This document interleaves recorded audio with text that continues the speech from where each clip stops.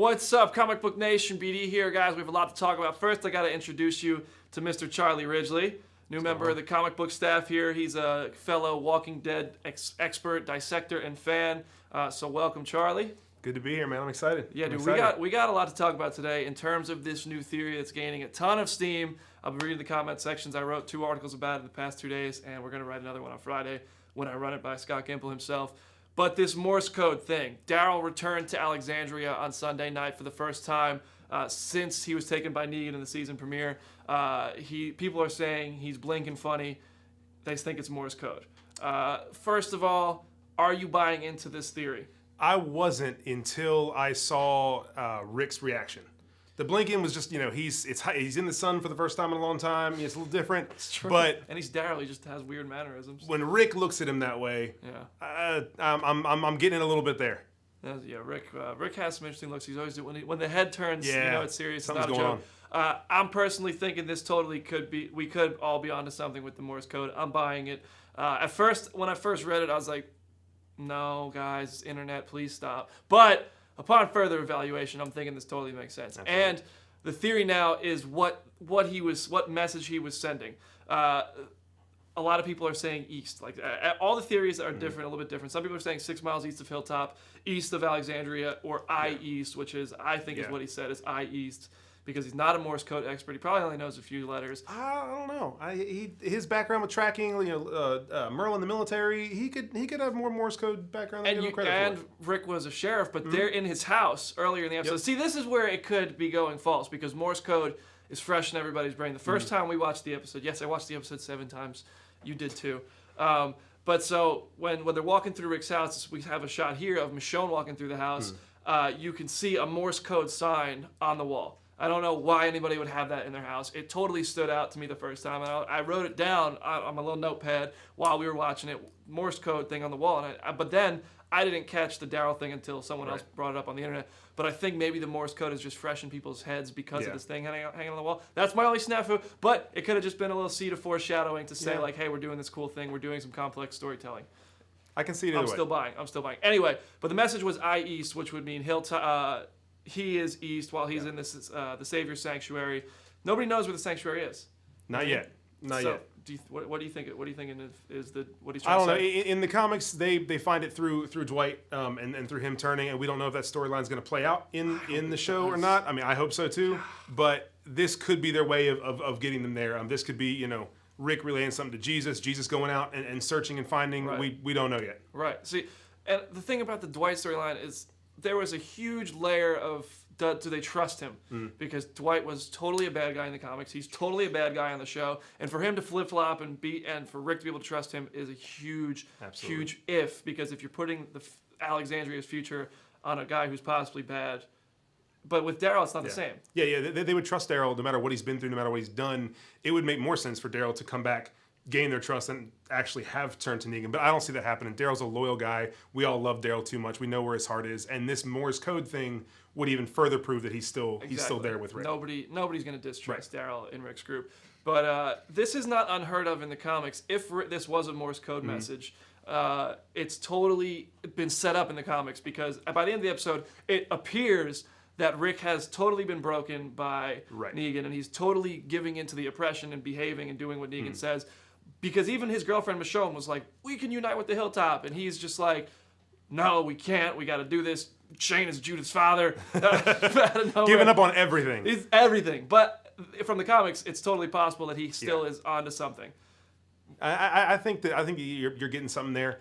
In the comics, he had a plan the whole time. And we're watching Rick break, and everyone's complaining that they want the old Rick back. But in this episode, we see the old Rick come back. When he goes off on Spencer, when he's at the town hall meeting, he still has the leadership skills that are required to lead these people. And in the comics, he's really playing his people. He is broken to an extent, more so than we've ever seen him before. Right. But he's still there planning something for the future. He's just keeping it so down low that even Michonne and Carl have no idea what's going on. Dude, Rick always has a way. In the comics, he even lied to Andrea about having a plan because he didn't want it to get back to Negan, because people would die if that happened. Right, and that further goes along with the Michonne storyline now, taking over Andrea's place.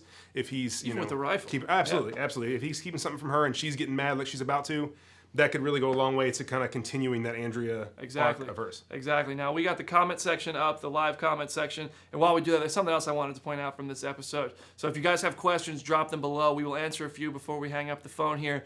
But there was the mirroring of that moment you mentioned between Spencer and Rick. Rick says, "You say that again, I'll break your jaw and knock your teeth out." A couple years back, he said something very similar to Shane right before he opened up about Shane to Michonne in this episode. He said, "I wanted to break your jaw, let you choke on your teeth," when he found out about Shane and Lori. So obviously shades of Shane Walsh still exist in Rick. He is not a coward. He is not bowing down to Negan. I think he has a plan, and I'm buying into this Morse code theory 100%. Absolutely. All right, so Sharon Lynn wants to know, where's Maggie hiding out? We've had some theories, you and I talking.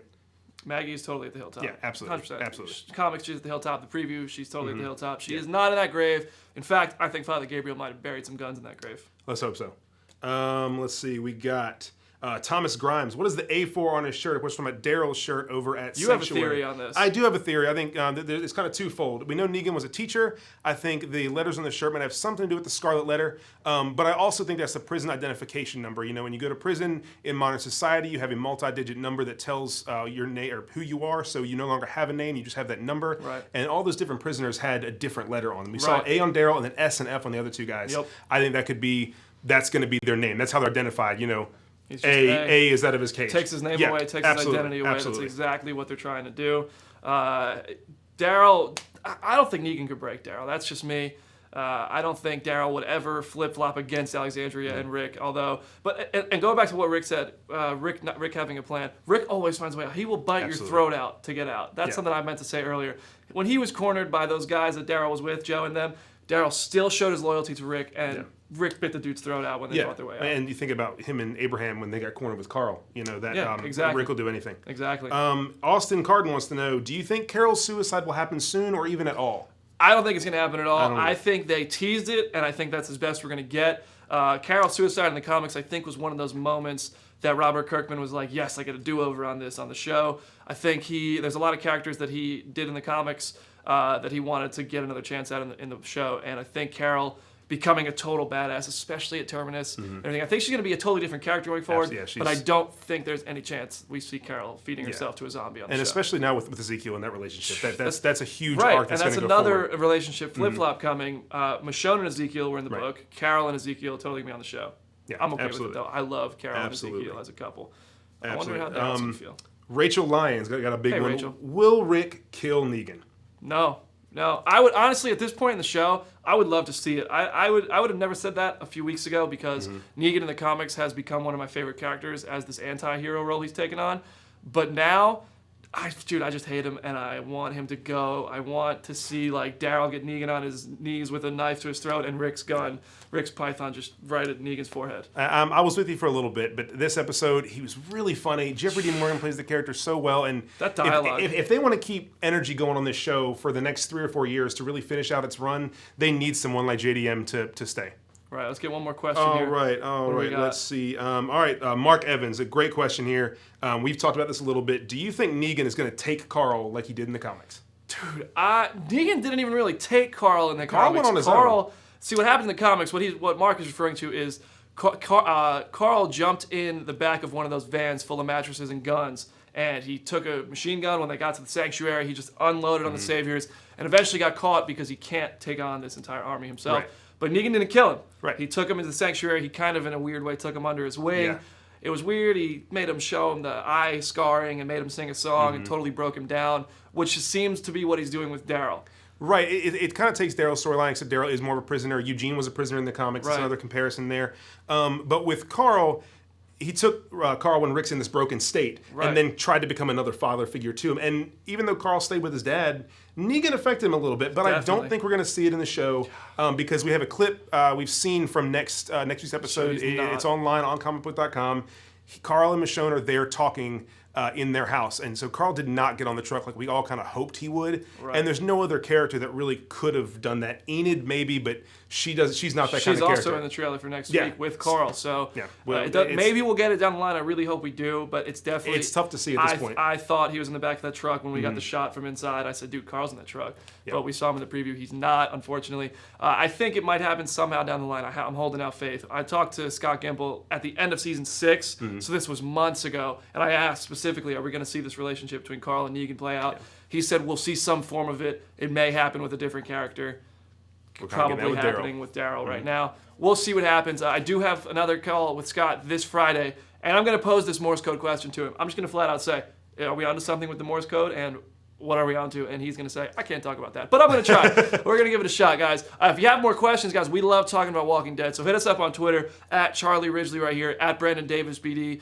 We talk to you guys as much as we can, and make sure you're following Comicbook.com across all the social media, because on Sundays, we dissect these episodes. We're actually right now, when we hang up this, we're gonna go sit down and watch this Sunday's episode, and I'm hyped about it. It's gonna be good. It's gonna be a big one. But make sure you're following at Comic Book on Twitter and at Comic Book Now on Instagram. See you later, guys.